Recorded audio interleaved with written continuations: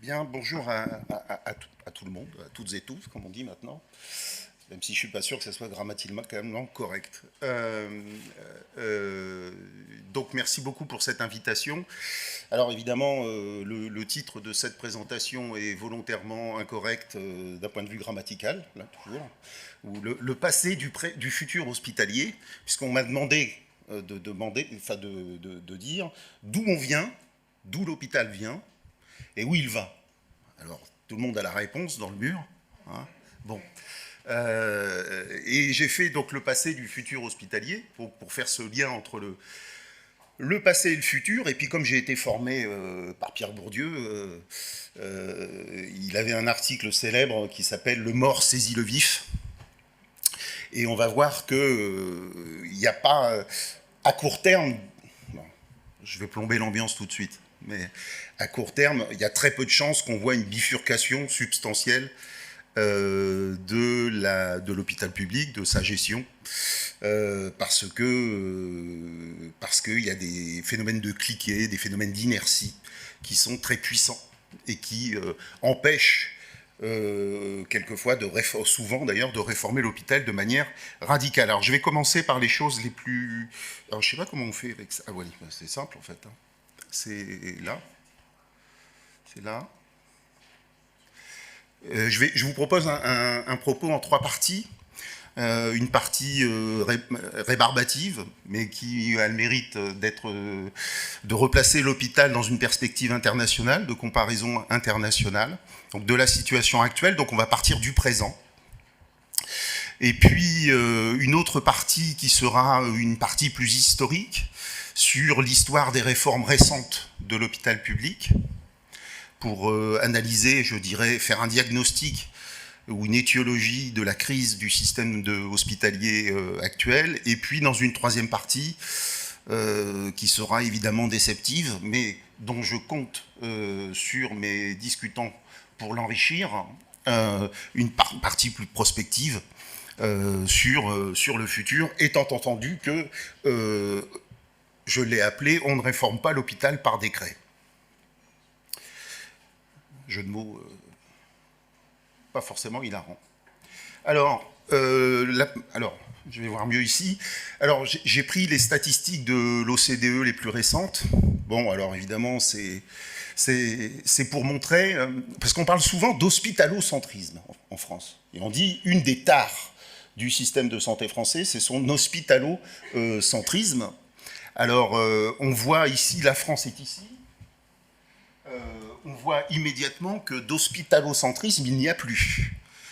Il est vrai que nous avons eu un système de santé très centré sur l'hôpital, qui s'est construit autour de l'hôpital après 1958, après la réforme de Bray, qui crée les CHU et le plein temps hospitalier, mais on voit tout de suite que l'hospitalocentrisme a disparu et que la France, finalement, se situe, je dirais, dans une honnête moyenne, et on peut dire même dans une moyenne basse, en termes de place de l'hôpital dans l'offre de soins. Donc déjà, première chose, dans les années 70, l'hôpital occupait 55% de la dépense de santé. Vous voyez, on est descendu aujourd'hui à 38, c'est ça, je suis myope, alors même avec mes lunettes. Donc à 38, donc vous voyez que l'hôpital a subi une sévère cure d'austérité. Et on l'a bien comprimé. Peut-être là une des raisons, peut-être, hein, je dis ça comme ça, une des raisons pour laquelle les gens sont si heureux d'y travailler. Le rôle de l'hôpital, c'est les dépenses hospitalières par type de service. Alors ce qui est très intéressant, je trouve, c'est qu'il faut toujours se méfier des comparaisons internationales, parce que les comparaisons internationales, alors il y en a une, je ne sais pas si vous la connaissez, mais je l'adore, j'ai fait un des débats avec elle, qui s'appelle Agnès Verdier-Molinier. Non, ça vous dit quelque chose? Enfin, elle n'est pas économiste, hein, elle n'est rien du tout d'ailleurs, elle est lobbyiste, je suis désolé, oh, c'est filmé en plus, c'est moche. Mais elle balance des chiffres comme ça et des comparaisons internationales. Une fois, j'étais à 28 minutes sur Arte, je vous dis ça comme ça, et elle était à côté de moi, juste à côté.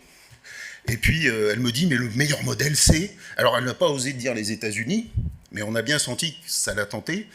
Elle a dit, c'est la Suisse. Parce que la part du privé y est plus grande. Donc, il est plus efficient. Et elle dit, j'ai les chiffres sous les yeux. Devant elle, il y avait une page blanche. Bon, alors, et la Suisse n'est vraiment pas un modèle. De toute façon, autant le dire tout de suite, plus la part du privé est importante dans un système de santé, plus il devient inefficient. Voilà, déjà, je me suis fait des amis. Désolé. Bon. Mais c'est la vérité.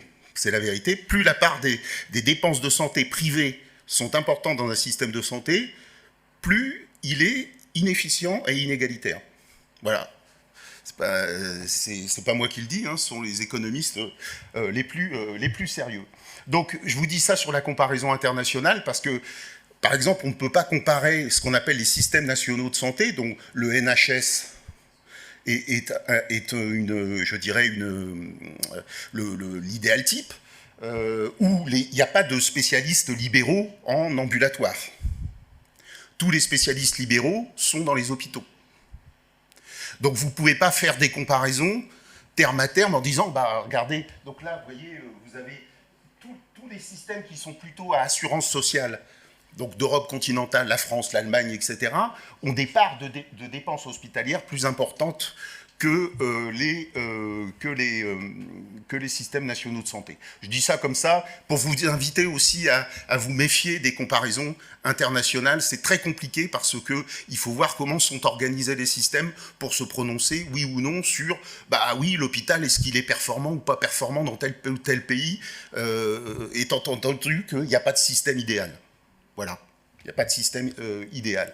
Donc je vais passer ça parce que ça c'est les ressources mobilisées. Alors vous voyez que la tendance, à part en Allemagne, est à la décrue des lits partout dans l'OCDE et que finalement la France n'est pas du tout un mauvais élève, même si effectivement elle a plus de lits. Elle a plus de lits que la moyenne, j'ai pas la moyenne, mais pour 1000 habitants, hein, des lits pour 1000 habitants. Mais on voit bien qu'il y a eu une forte décrue des lits en France par rapport à d'autres pays. Les Pays-Bas étant un peu les recordman du monde de la suppression ou de la baisse du nombre de lits. Alors, les Pays-Bas sont là. Mais vous notez quand même qu'il y a énormément d'écart entre les systèmes de santé quant au nombre de lits hospitaliers pour 1000 habitants. Et puis nous, les personnels hospitaliers, alors ce qui caractérise la France, c'est qu'elle a, si on la compare à l'Allemagne par exemple, c'est une autre loi, c'est qu'on a plus de médecins et moins d'infirmières, alors que les Allemands, ils font faire plus de choses par les infirmières, mais ils ont moins de médecins. Voilà. C'est-à-dire que la division du travail soignant entre médecins et paramédicaux, là aussi, varie grandement selon les pays. Alors, je n'ai pas le temps de vous expliquer tous les graphiques, mais retenez cette idée aussi que, en pleine loiriste, et les débats autour des IPA, et on va y revenir, en France, on a un corps médical qui a, comment dire, tendance à être réticent, on va le dire comme ça, à la délégation de tâches. Voilà. Préfère faire par des médecins. Alors évidemment, ça coûte plus cher que de le faire par des infirmières. Bon.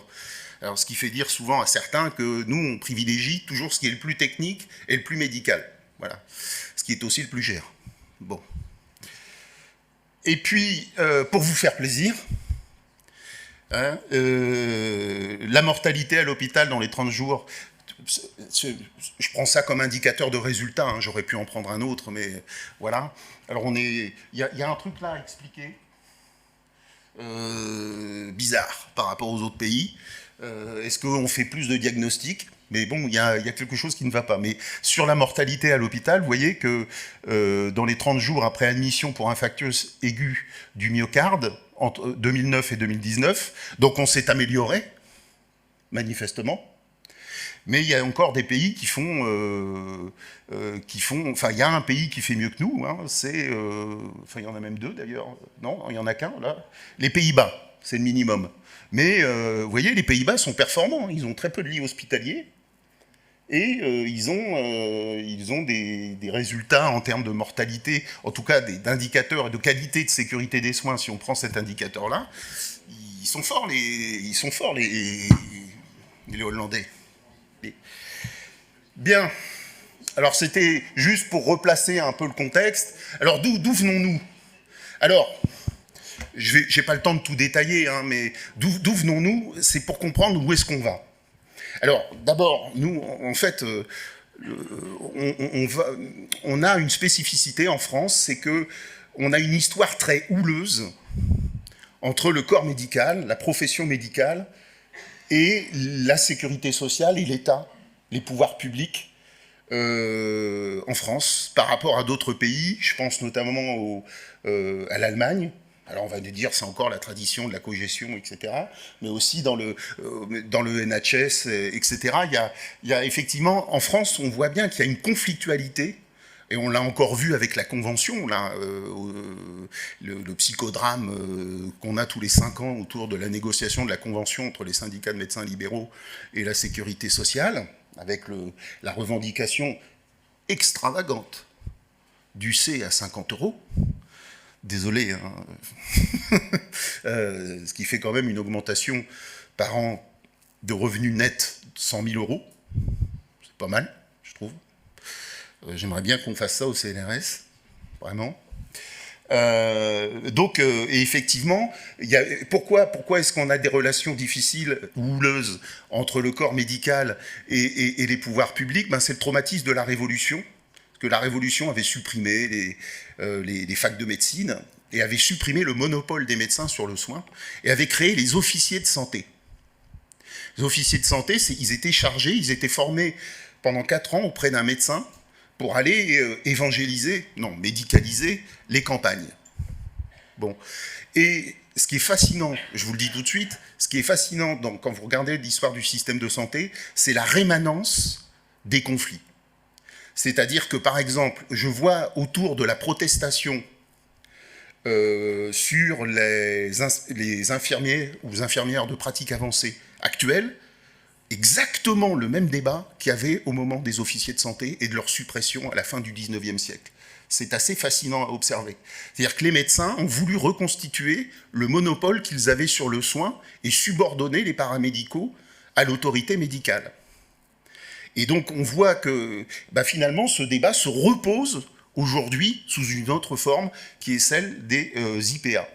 Et puis la sécurité sociale, hein, l'ennemi héréditaire, au moins jusque pour la frange la plus libérale, c'est-à-dire la peur d'être asservi aux caisses de sécurité sociale. Cela étant dit, nous vivons, au moins dans le libéral, avec une médecine qu'on dit alors libérale, mais alors libérale au sens des arts libéraux, pas au sens de la concurrence, avec liberté de prescription, liberté d'installation. En fait, vous regardez chaque liberté, et c'est un problème pour notre système de santé. Donc je pense notamment à la liberté d'installation et à la liberté de fixer le montant de ses honoraires, et notamment aujourd'hui le secteur 2. Un hospitalocentrisme de plus en plus marqué à partir de 58. Bon, je ne vais pas revenir là-dessus parce que tout ça, c'est assez connu. Mais bon, effectivement, vous aviez un hôpital. Vous savez pourquoi on a le secteur hospitalier privé le plus important d'Europe? Pendant jusque 1946, l'hôpital était réservé aux indigents. Donc s'est développé tout un ensemble de cliniques artisanales, mais aussi de services, d'établissements confessionnels à but non lucratif. Et donc c'est un pur produit de l'histoire. Vous voyez, il n'y a aucune logique, hormis la logique qui fait que notre hôpital s'est ouvert seulement aux classes moyennes et supérieures, ne s'est ouvert qu'à partir de 1946. Vous voyez bien que ce que je cherche à vous dire là, c'est que des épisodes historiques, des accidents historiques, ou des choix qui à un moment se font, je vais y revenir, eh bien finalement génèrent après, je dirais, une organisation qui est ensuite très difficile de remettre en cause, l'équilibre public-privé, par exemple, en matière hospitalière.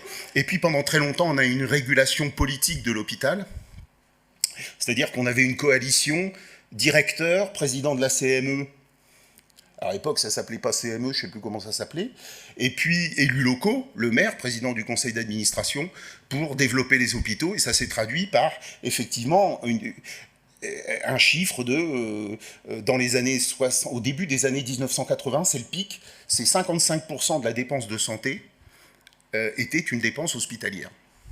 Voilà. C'est-à-dire qu'on a eu cette expansion. Et ce qu'on est en train de vivre, après cette expansion, hein, je vais faire mon Aurélien Barraud de l'hôpital, c'est l'astrophysicien.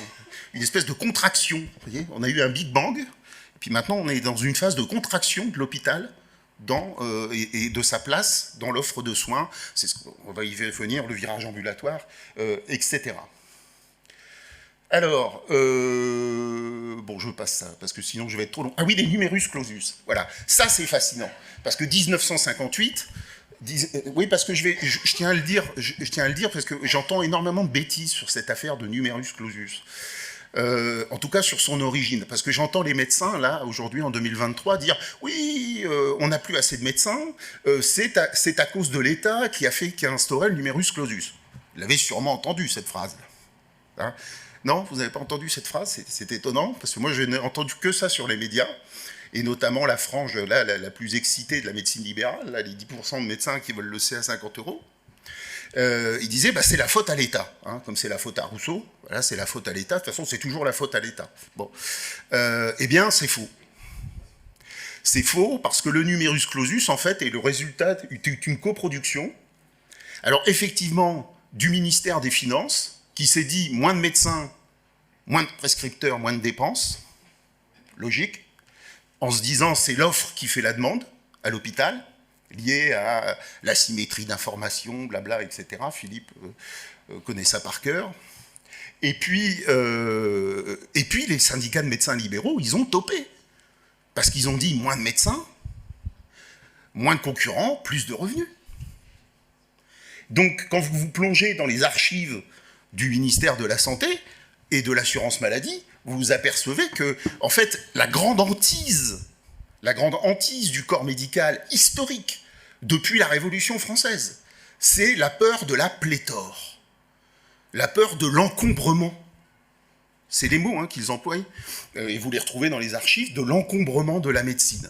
Alors ça peut donner des trucs pas sympas, hein. Ça peut donner la chasse aux médecins juifs pendant la guerre, hein. Bon, c'est-à-dire que la profession médicale est une profession, je dirais, historiquement malthusienne. Voilà. Donc, elle veut contrôler. Alors, c'est tout nouveau. Alors, ce qui est assez fascinant dans l'histoire des numerus clausus, c'est que jusqu'aux années 2000, les syndicats de médecins libéraux et leurs porte-parole s'arrachaient les cheveux. C'était surtout des hommes quand ils en avaient des cheveux. Ils s'arrachaient les cheveux pour dire il faut diminuer le nombre de médecins, il faut renforcer le numerus clausus. Je vous rappelle que juste avant qu'on commence à parler des déserts médicaux, mais 3-4 ans avant, les médecins avaient obtenu les MICA, c'est-à-dire la mise en départ en retraite anticipée. Et 4 ans après, ils ont découvert qu'on n'aurait plus assez de médecins. C'est vous dire comment c'est géré de manière, je dirais, à longue vue. Vous voyez, hein, c'est géré de façon vraiment de manière, oui, à longue vue, axée sur les besoins de santé. Non, tout ça, toute la gestion de la démographie médicale, c'est faite sur des considérations de pure conjoncture économique et politique. De pure conjoncture économique et politique. Donc ce que je veux dire par là, c'est que, et je suis désolé de... J'ai promis à Philippe de ne pas essayer de ressortir mort, mais quand les médecins disent il n'y a pas assez de médecins, ben oui, mais il fallait peut-être négocier peut-être un numerus clausus moins resserré, quoi. Et en tout cas, moins le réclamer. Et puis, le grand schisme en 1958 entre les médecins libéraux et les médecins hospitaliers, ce qui fait que maintenant, en termes de démographie médicale, les médecins libéraux et les médecins hospitaliers ont des objectifs contraires. Parce que, évidemment, les hospitaliers, ils ont besoin d'internes pour faire fonctionner leur service. Donc, le numerus clausus, il ne fallait pas qu'il soit trop élevé, enfin trop bas, plutôt. Et les médecins libéraux, pour eux, c'était l'inverse. Bon. Et donc, vous voyez bien que là, se sont opposées deux fractions du corps médical. Donc, vous voyez que l'histoire du numerus clausus, c'est quand même un peu plus compliqué. que ce qu'on en dit. Voilà. Tout ça, vous pouvez le retrouver dans un très beau livre de Marc-Olivier Desplaudes qui s'appelle « La hantise du nombre » et qui montre à quel point, historiquement, lui, il a fait tout le travail historique, d'archives, historiquement, la profession médicale est une profession malthusienne. Ça va, je n'ai pas encore choqué, ça va venir, hein, je vous le dis. Bon. Alors, la grande divergence conventionnelle, du système conventionnel, donc je n'ai évidemment pas le temps d'expliquer tout ça, mais quand même, ce qui me frappe dans la période la plus récente, c'est la relative bienveillance dont bénéficie la médecine de ville ou libérale, et l'extraordinaire rigueur qui s'est abattue sur l'hôpital public depuis 15 ans, et notamment de rigueur budgétaire. Alors je vais vous prouver en graphique, vous allez le voir, c'est évident, mais effectivement on dit oui, il y a eu étatisation de la sécurité sociale, c'est l'État qui prend, c'est un hold-up, comme disait Marc Blondel en 1995 après le plan Juppé, c'est un hold-up, etc. Eh bien, le fait est, c'est que ça n'a pas changé grand-chose dans la politique d'accommodation entre l'État et les syndicats de médecins libéraux. C'est-à-dire que, autant l'État, c'est assez étrange, je veux le dire d'un mot comme je le pense, l'État n'a absolument pas peur des médecins hospitaliers, mais il est tétanisé avec les médecins libéraux. Et notamment avec la capacité des syndicats de médecins libéraux à entraîner les internes. Hein, et comme on dit souvent des internes, ça c'est un proverbe qui court dans les coulisses du ministère et dans tous les cabinets ministériels. Les internes, une fois qu'ils sont sortis du... C'est comme le dentifrice, une fois qu'ils sont sortis du tube, c'est assez difficile de les refaire rentrer. Voilà. Bon. Non, mais il faut avoir en tête ça, c'est-à-dire que autant l'hôpital est totalement sous le contrôle à la main de l'État a subi, je dirais, les foudres budgétaires du ministère des Finances, autant la médecine de ville a bénéficié d'un laxisme, d'une bienveillance qui était particulièrement choquante quand on la comparait à l'austérité qui frappait l'hôpital. Alors, évidemment, la réforme de l'hôpital, c'est une fusée à 3 étages. D'accord ? Le premier étage, c'est la réforme du financement. Alors bon, je ne vais pas venir sur la tarification à l'activité, vous connaissez ça par cœur. Hein. Quand même, on peut dire que ça a été une réforme brutale, mais c'est même pas vrai. Que ça a été une réforme brutale, la T2A, parce que ça a mis, en fait, la date de naissance de la T2A en France, attendez, on dit c'est 2003-2008. Ben non, c'est 1982. Parce que c'est le directeur des hôpitaux de l'époque, qui s'appelait Jean de Kervas-Doué, qui a initié ce qui devait devenir immédiatement la tarification à l'activité sur le modèle américain. Ah oui, je croyais que c'était un chrono, c'était un compte à rebours. Donc, vous voyez, là, bon, enfin bref. Bon, j'allais prendre le chat, comme je dis souvent, prends le chat, comme dans L'Arme Fatale. Bon. Bon. Non, c'est juste l'heure, en fait. Hein. Ouais, c'est ça. Ok. Donc, je laisse le chat. Donc j'en étais où je suis sur l'histoire du chat maintenant, dans L'Arme Fatale, vous voyez. Oui, Jean de Kervas-Doué, donc en 82, s'inspire des DRG américains et tente de les importer en France. Alors, il se heurte tout de suite, et il veut, lui, tout de suite basculer dans l'hôpital entreprise. Tout de suite. Et donc, il crée une école de formation au management des directeurs d'hôpital. Et il importe donc la T2A sous la forme, des DRG américains, sous la forme du PMSI, Programme de médicalisation des systèmes d'information.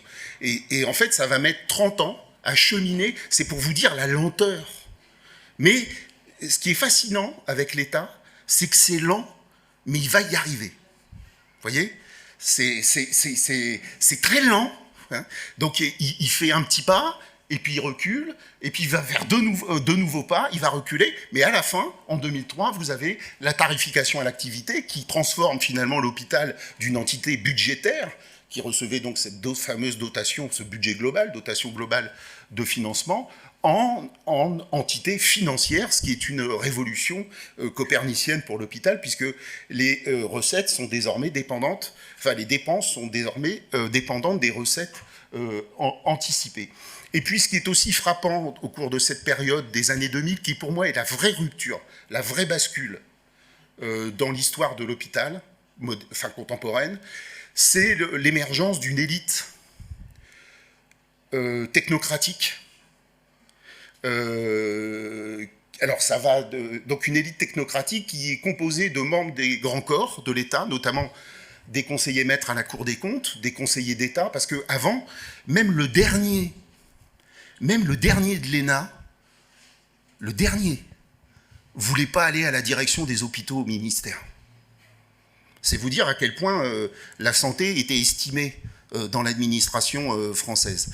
Et on voit arriver à la fin des années 80, au début des années 90, des hauts fonctionnaires, des très hauts fonctionnaires, quelques noms comme ça, Gilles Johannet, Didier Tabuteau, etc., qui sont soit des conseillers d'État, soit des conseillers maîtres à la Cour des comptes, soit des IGAS, et qui commencent je dirais, à appliquer de plus en plus une logique gestionnaire au secteur médical. Alors pas Didier Tabuteau, qui est aujourd'hui vice-président du Conseil d'État, mais qui est plutôt une logique juridique, lui c'est un juriste, mais les autres hauts fonctionnaires, ce sont des gestionnaires, ou même des comptables, on peut le dire.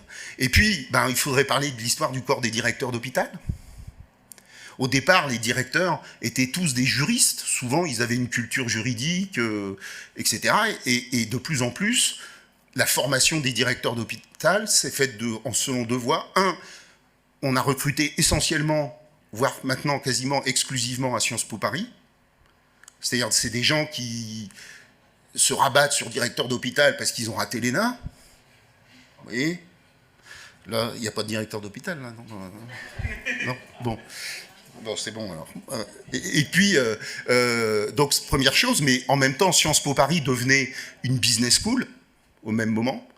Et donc, deuxième chose, c'est la managérialisation, ou là, je ne sais pas comment vous dire, la conversion au management du corps des directeurs d'hôpital. Voilà. Et moi qui suis à l'EHESP, et j'ai démarré, je l'expliquais à Philippe tout à l'heure, moi qui ai démarré dans mes recherches sur l'hôpital à travers le prisme de l'histoire du corps des directeurs d'hôpital, il n'y a plus rien à voir. Je dirais, un directeur d'hôpital d'aujourd'hui, contemporain, n'a plus rien à voir avec un directeur d'hôpital, même encore des années 90. C'est fini. C'est fini. Par exemple, un directeur d'hôpital pouvait rester 20 ans en poste et il s'identifiait à son établissement. Aujourd'hui, ils ont une obligation de mobilité tous les 5 ans. Pourquoi ? Parce que l'administration centrale veut contrecarrer la tendance à, justement, s'identifier à l'établissement et, en quelque sorte, à rendre les directeurs plus loyaux à l'administration centrale et au ministère, et moins fidèles, en tout cas moins identifiés à l'établissement qu'ils sont chargés de gérer. Je ne sais pas si c'est clair ce que je raconte. Oui, c'est clair. Bon. Et donc c'est fait exprès. C'est pas un hasard. Et au début des années 2000, les directeurs d'hôpital obtiennent le statut de grand corps. Mais la contrepartie de ce statut de grand corps de l'État, c'est une subordination croissante à la direction de l'administration centrale. Voilà. Donc une sorte de centralisation et de verticalisation de la gouvernance du secteur hospitalier.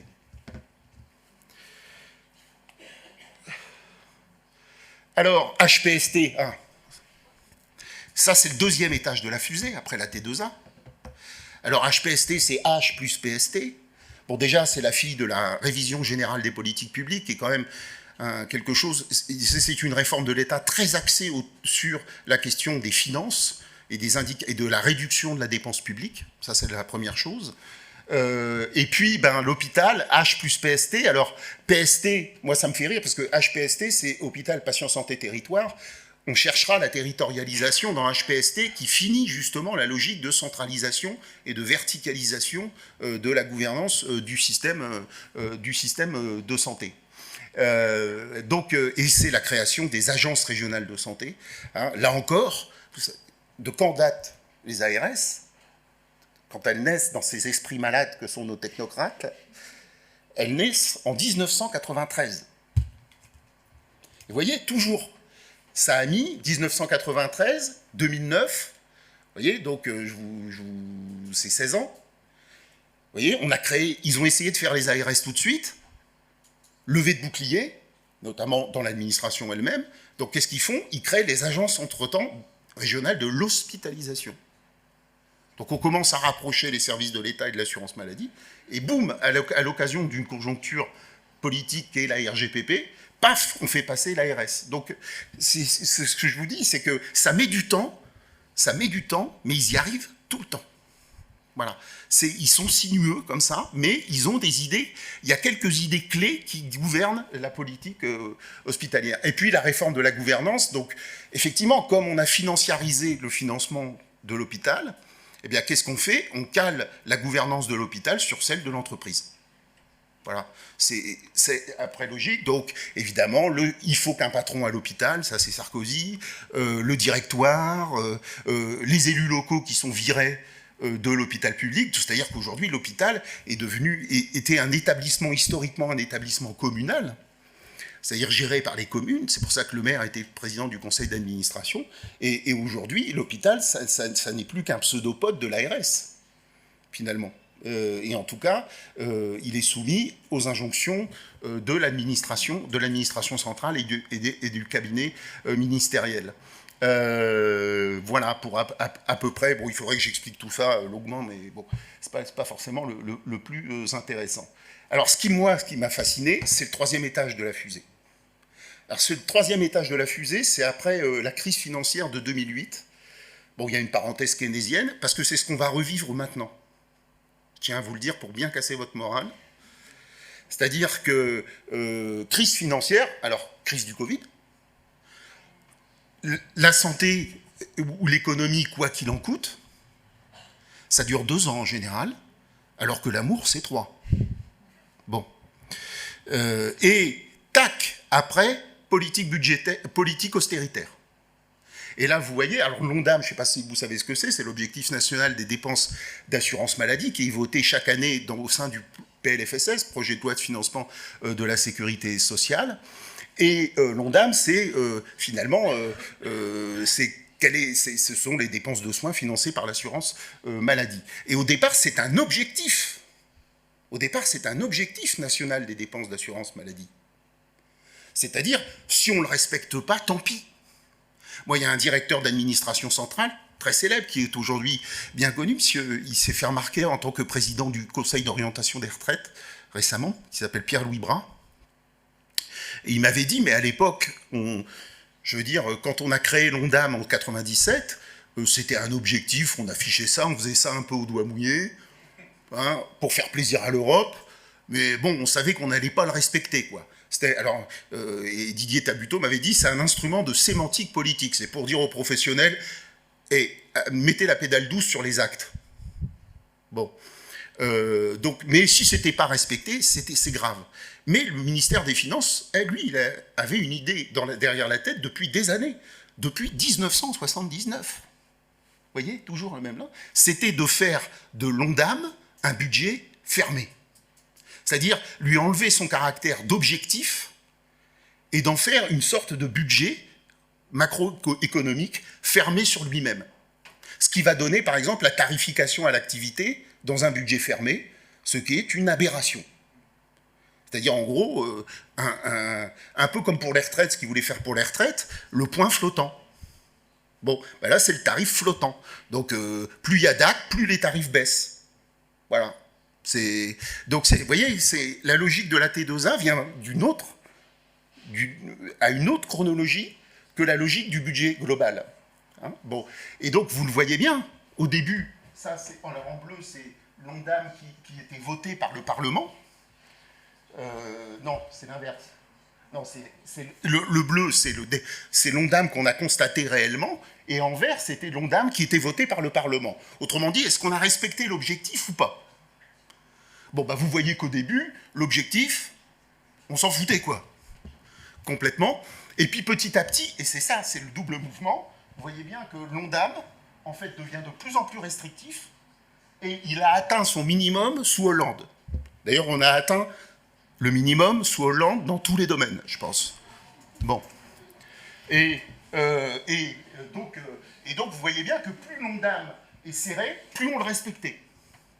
Pourquoi? Parce qu'on a mis des mécanismes, j'ai pas le temps de revenir là-dessus, des mécanismes de régulation automatique. Là encore, je le redis, cette idée de mettre dans un budget fermé la santé, c'est 1979. Ils ont mis donc près de 25 ans, un quart de siècle pour y arriver, et ils y sont arrivés. J'espère que c'est mes bulles après. Ah oui, alors la décennie terrible, bon, c'est le troisième étage de la fusée. Premier étage de la fusée, 2003, la T2A. Deuxième étage de la fusée, HPST. Troisième étage de la fusée, l'austérité budgétaire. Et pour moi, c'est la troisième séquence qui a été la plus grave dans la perte d'attractivité de l'hôpital public. Parce que effectivement l'hôpital a été particulier, je l'ai dit, l'hôpital a été le bouc émissaire de la maîtrise des dépenses de santé et de la maîtrise de la dépense publique pour réduire la dette publique. Donc l'État s'est dit, comme j'ai pas la main sur la médecine de ville, comme j'ai moyennement la main sur le médico-social, les EHPAD, tout ça, il me reste un truc sur lequel j'ai la main, c'est l'hôpital. Et donc l'hôpital a subi les foudres du Bercy. Moi, je dis souvent que c'est à cette époque que la politique de santé n'a plus été gérée avenue de Ségur, mais a été gérée à Bercy. C'est-à-dire que vous aviez une surdétermination de la politique de santé par des impératifs de finances publiques. Et quand vous mettez les budgétaires aux manettes, ça donne souvent des résultats pas terribles, au moins en termes sanitaires. En termes économiques, en termes financiers, en termes budgétaires, grand succès. Mais alors, on le voit, le succès, le coût du succès aujourd'hui, c'est le gel du point d'indice début des années 2010, perte de pouvoir d'achat des soignants, et notamment des paramédicaux. C'est, donc je l'ai dit, l'Ondam qui est de plus en plus strict jusqu'à ne plus couvrir les charges pour les hôpitaux. L'Ondam hospitalier, son taux d'évolution ne couvrait même plus l'augmentation des coûts, d'où l'endettement des hôpitaux publics. L'inanité d'une T2A dans un budget fermé, je l'ai dit. L'idée de faire du virage ambulatoire, très bonne idée au départ, mais encore faut-il que la médecine de ville soit organisée correctement pour pouvoir assumer ce virage ambulatoire. Sinon, c'est un mirage ambulatoire. Et de fait, c'est un mirage, et ce mirage, il prend une épaisseur bien tangible, qu'est l'embolisation des urgences. C'est-à-dire que ce à quoi on a assisté, c'est à un déport d'activité de la médecine de ville, qui pourtant était relativement épargnée par la rigueur budgétaire, vers l'hôpital. Puis les questions de démographie médicale, la question des déserts médicaux, etc. L'effondrement de la psychiatrie publique, il faudrait l'évoquer aussi, et la sous-médicalisation des EHPAD. Tout ça fait que ça vient à l'hôpital. Et l'hôpital, et j'insiste sur ce point, remarquez la terrible intelligence de nos technocrates. C'est-à-dire qu'en fait, l'hôpital devient le lieu d'ajustement de tous les dysfonctionnements de l'offre de soins qui l'entoure, et pourtant on lui met sous la tête sous l'eau d'un point de vue budgétaire. Autrement dit, là où il aurait fallu financer davantage l'hôpital, parce que effectivement l'amont et l'aval de l'hôpital étaient relativement défaillants, eh bien qu'est-ce qui s'est passé? On a dit à l'hôpital, vous acceptez tout le monde, mais par contre on serre la vis budgétaire. Vous avez là une des raisons pour moi principales, une des causes principales de l'effondrement hospitalier. Alors, voilà, mes petites bulles, je les aime bien, mes bulles. C'est pour vous montrer que c'est une austérité à double vitesse. C'est que la médecine de ville a été relativement épargnée, alors que l'hôpital a été relativement, ou même très, très contraint. Alors, en gros, plus la bulle... Alors, là, c'est en gros le niveau de l'Ondam, et en vert, c'est s'il a été dépassé, et en rouge, s'il n'a pas été exécuté. Ou c'est l'inverse. C'est en rouge s'il n'a pas été exécuté. C'est-à-dire qu'on a dépassé l'Ondam. Bien, vous observez que plus l'Ondam hospitalier était bas, plus on le respectait, et en gros, on le respectait de plus en plus. C'est-à-dire que non seulement, en quelque sorte, l'hôpital rendait de l'argent à l'État et à la sécurité sociale par rapport à ce qui avait été voté par le Parlement. Donc, en quelque sorte, on lui demandait de faire des économies. Et puis, là, vous avez la médecine libérale, et ben, vous vous apercevez que, on a dépassé largement, notamment le temps, puisqu'il est 17h04, mais on voit bien que l'Ondam a été dépassé en médecine de ville. Alors, qu'est-ce qu'on... Bon, ça, je passe, parce que là, je ne sais pas pourquoi je vous ai mis ça, d'ailleurs, parce qu'il faudrait 3 heures pour l'expliquer. Alors, je vais finir là-dessus. Alors, comment ça va changer, cette affaire? Alors, ce qui est frappant, d'abord, quand vous êtes sociologue et que vous observez ça, et politiste, plutôt, vous observez que, en fait, historiquement, les soignants hospitaliers se mobilisent pas beaucoup. En fait, ils ont beaucoup de mal à se mobiliser, mais qu'à compter de 2009, notamment depuis Hôpital Patient Santé Territoire, eh bien, on a vu se multiplier les mobilisations hospitalières, que ce soit des mobilisations nationales. Alors ça part souvent de Paris et de la Paix. Je pense notamment au mouvement de défense de l'hôpital public, André Grimaldi, Bernard Granger à l'époque, et donc avec beaucoup de pétitions, d'appels, etc. Et puis, au niveau national, au niveau local aussi, énormément de mobilisation. Je n'ai pas le temps de vous le montrer, mais effectivement, la fermeture des lits, la reconversion des hôpitaux de proximité s'est traduite par des mobilisations locales. Donc, en quelque sorte, c'est un milieu qui se mobilise historiquement peu, mais qui s'est mobilisé de plus en plus, mais, j'ose dire, en vain. C'est-à-dire au moins jusque 2020. En fait, ce qui a eu, par exemple, la T2A, qu'est-ce qui a eu la peau de la T2A? Ben, c'est le Covid. C'est pas les soignants. C'est pas leur mobilisation. C'est le Covid. De fait, le Covid, la T2A est morte. Est morte avec le Covid. Et son oraison funèbre a été faite par Emmanuel Macron en janvier 2023. Voilà. Donc les mobilisations 60 n'obtiennent pas grand-chose. Et puis je vais finir sur un petit truc rigolo. Enfin rigolo, non, c'est pas vraiment rigolo en fait. C'est une leçon générale peut-être de sciences politiques. C'est-à-dire que quand vous observez en moyen et long terme l'histoire du système hospitalier, mais du système de santé en général, c'est toujours la révolution. C'est-à-dire c'est la révolution permanente. C'est-à-dire chaque ministre, chaque président de la République va résoudre la crise du système de santé. Bon. Et à la fin, vous devenez un peu sceptique. Vous voyez? C'est-à-dire que quand vous voyez que la crise, que j'allais dire, l'article « La crise sans fin », en référence à Myriam Revaud-Dallon, vous vous dites, plus ils la résolvent, plus elle s'aiguise. C'est embêtant à constater. Et donc, il faut expliquer ce décalage entre le volontarisme politique d'un côté et la déception qui suit chaque réforme. Bon. Et là, on le voit bien, j'ai repris là 2023, le président va prononcer un discours qui va faire date. Alors là, tout de suite, vous êtes politiste et vous connaissez le secteur, vous dites, il ne va rien se passer, en fait. Voilà. Et de fait, vous voyez, j'ai mis 2 articles de presse, mais j'aurais pu tous les mettre, c'est, vraiment, Emmanuel Macron n'a pas pris la mesure et l'urgence de la situation, vous voyez. Bon. Et je suis à peu près sûr qu'il ne restera à peu près rien des annonces de 2023. Elles vont être filtrées par les rapports de force et les institutions du secteur. Donc voilà, au moins faut-il résister. Alors c'est ce qu'on appelle, attention, c'est la notion de science politique de la journée, c'est ce qu'on appelle la dépendance au chemin parcouru, la path dependence. Alors c'est quoi la path dependence? C'est ça. Oui, bon, j'y reviendrai peut-être après. C'est ça, la path dependence. C'est-à-dire, imaginez, vous êtes en 1945. En fait, vous ne pouvez changer le système de santé de manière radicale que dans des conjonctures éminemment critiques, ou d'un point de vue politique, ou d'un point de vue économique.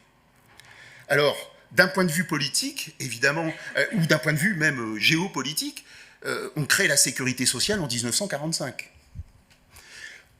Les deux principales réformes du système de santé qui le structurent encore aujourd'hui, la réforme Debré et la convention nationale qui lie les médecins et les syndicats, enfin les syndicats de médecins libéraux et la sécurité sociale, c'est 1960. 1958 et 1960. C'est-à-dire que pour changer notre système de santé, il faut ni plus ni moins qu'un changement de république. Donc, c'est-à-dire, vous voyez, conjoncture critique. Bon, autre conjoncture critique, notamment pour faire sauter un certain nombre de verrous et puis, je dirais, alléger la pesanteur des mandarins hospitaliers, 1968. Vous voyez, où l'accélération des réformes gestionnaires, il faut un krach financier comme en 2008. Donc il faut ce qu'on appelle des conjonctures critiques pour amorcer, je dirais, une trajectoire. Mais une fois que vous êtes sur la trajectoire, en fait, vous ne pouvez plus en changer. Elle a tendance à s'auto-renforcer. Autrement dit, un système de santé, c'est un paquebot, c'est pas un hors-bord. Donc toutes les gens, toutes les personnes, tous les politiques qui promettent de changer radicalement en quelques mois l'hôpital et le système de santé, il ne faut pas les croire. Il ne faut pas les croire. Sauf, effectivement, conjoncture éminemment critique. Alors, soit vous avez des changements... Alors, par exemple, vous avez parfois des conséquences inattendues. Bah, c'est l'effet du numerus clausus, qui crée aujourd'hui un effet pervers qui sont les déserts médicaux. Mais en général, ce qui prime, c'est l'inertie plutôt que le changement. Alors, que faire, disait Lénine. Alors, voilà, comment ça va se passer? Alors, je vous fais mon pronostic, vous verrez si j'ai raison. Hein, alors, effectivement, le Covid-19 a enterré le tout T2A, et on semble aller vers une réforme qui, moi, me semble de bon sens, c'est-à-dire un financement mixte, avec une dotation globale de financement, enfin, ils l'appellent comme ils veulent, et puis une part de T2A, ce qui me paraît, pour les actes les plus techniques, standardisables et programmables, ce qui serait l'idéal, et c'est pas sûr que ça soit le cas. Je pense qu'en cardiologie, par exemple, la T2A, c'est bien. Vous voyez? En diabéto, moins. Vous voyez? En gériatrie, beaucoup moins encore. En psychiatrie, c'est une catastrophe. Bon. Donc, le Covid-19 a enterré la T2A. Alors, le président de la République a évoqué un financement sur objectif de santé publique. Si vous savez ce que c'est, merci de me le dire. Je ne sais pas comment... opérationnellement, je ne vois pas ce que ça donne. Évidemment, a priori, on se dit, oh, il y a des besoins de santé, il y a des indicateurs de santé publique, ça serait bien de financer les hôpitaux, plus les hôpitaux qui desservent un bassin de vie, un bassin de population relativement défavorisé avec des indicateurs de santé dégradés. Mais après, il faut me dire comment on fait. Voilà. Ce qui n'est pas évident du tout à faire. Mais aussi, alors, un rééquilibrage de la gouvernance. Alors, de fait, il faut le dire, je ne sais pas si vous le vivez comme ça, mais il n'y a jamais eu un patron à l'hôpital. Il y a toujours eu le tandem directeur, président de la CME. Hein, avec un président de la CME qui parle de plus en plus le langage du directeur, au fil du temps. Hein, c'est-à-dire des objectifs, je dirais, financiers. Alors, donc, rééquilibrer ce qui était déjà pas déséquilibré, ouais, bon, pourquoi pas. Bon. On pourrait l'évoquer, mais peut-être qu'on reviendra dans le débat, c'est ben, ce qu'il faudrait, c'est effectivement donner plus de latitude aux pôles, en leur donnant une vraie délégation de gestion, bon, et en les rendant un peu plus démocratiques. C'est des questions, moi, c'est des pistes que je dresse. Je suis très dubitatif parce que je constate que la gouvernance, elle aussi, est très résiliente, comme ils disent. Mais aussi des permanences, et ça, on n'y peut rien. L'effet d'hystérèse du numerus clausus soi-disant supprimé, c'est bien gentil ça, mais évidemment ça produira des effets dans 15 ans. J'ai fait un débat récemment avec François Braun sur France 2. En gros, il dit, pour les 15 prochaines années, va falloir faire avec, quoi, le manque de médecins. Donc, comme on a déjà drainé excessivement des médecins étrangers, et que les sources se tarissent, il reste les médecins ukrainiens peut-être, eh bien on arrive à la limite d'une logique, donc il va falloir effectivement faire avec, d'où la loi Rist, par exemple. Le rationnement des soins ambulatoires va continuer, ça aussi c'est mon pronostic, c'est-à-dire que le contact de la population avec leurs médecins traitants ou leurs médecins généralistes va continuer de baisser, ça a commencé et ça va continuer pour des raisons, là encore, de démographie médicale. La persistance de la médecine libérale, c'est-à-dire que, je le dis brutalement, je suis vraiment désolé parce que comme ça c'est plus clair, et puis j'aime pas euphémiser les choses, c'est que comme les médecins sont en nombre, sont en position de force du fait qu'ils ne sont pas assez nombreux. C'est la raison pour laquelle on observe une radicalisation d'une partie des médecins libéraux qui réclament par exemple un C à 50 €, ce qui aurait été une revendication inimaginable il y a encore 10 ans. Inimaginable.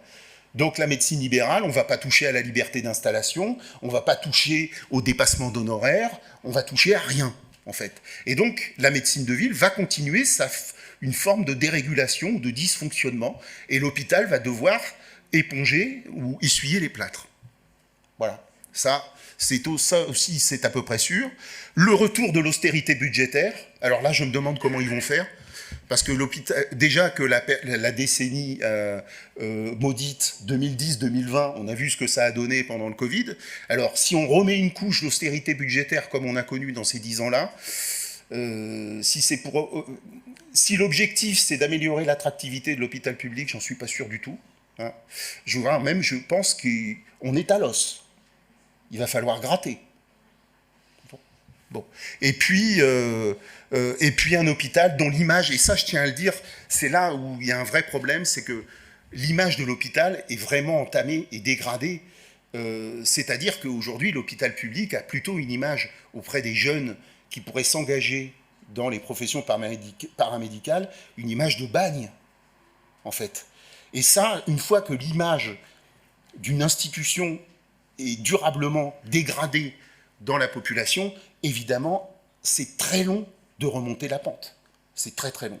Voilà, je vous remercie.